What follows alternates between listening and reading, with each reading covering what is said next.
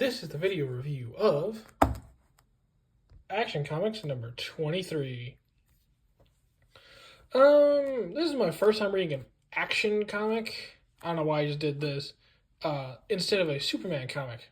So I had no idea what I was getting myself into. I was expecting, a cool little Superman story. And then all of a sudden I start seeing stuff like this. Oh, we'll get to this in a minute. Where is it? Yeah, then I see this. It's the end of the issue. It says, "Hello to Mr. Sandman."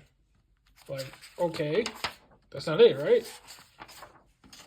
And then Pat Morgan, I'm like, who the heck is this guy? I've never heard of him. Yeah, it's just a bunch of, random, kind of shorter other mini-comics. Basically just pilot action dude. Detective action dude. The other pilot action dude. Dead face is spooky. An actual mini story.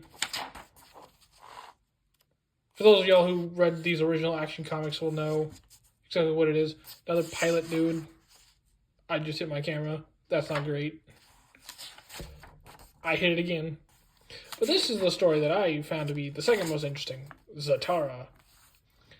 For those that don't know, Zatara is the father of Zatanna, who is a very, how should I put this, beloved figure in modern DC Comics. So it's nice to see her dad get into some action. They're out after some temple for treasure or whatever in this. But this is the second story that I read. I don't remember much of it. Didn't really care. Want to read some of his stuff. I don't know who that is. I see that name and I think of someone else. Spectre is a godlike figure. Flash is Flash. Well, going back to the Superman story, which is what you all came here for. This is Superman trying to essentially stop another war, as he does. He did that in 2015, wow. The 2025 movie, and he's doing it again here. As Superman, although more legally. And he says, and this is the first time Luthor is ever mentioned in a Superman story. That's right, Action Comics number 23 is the first appearance and first mention of Lex Luthor. We see him right here for the first time.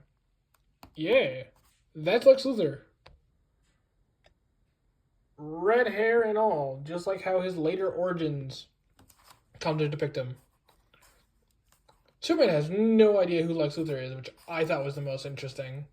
Because normally it's Lex Luthor, very important figure to Metropolis. Everyone knows who he is.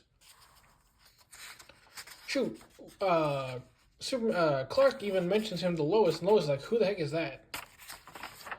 Lois is the typical damsel in distress. Superman gets captured to protect her.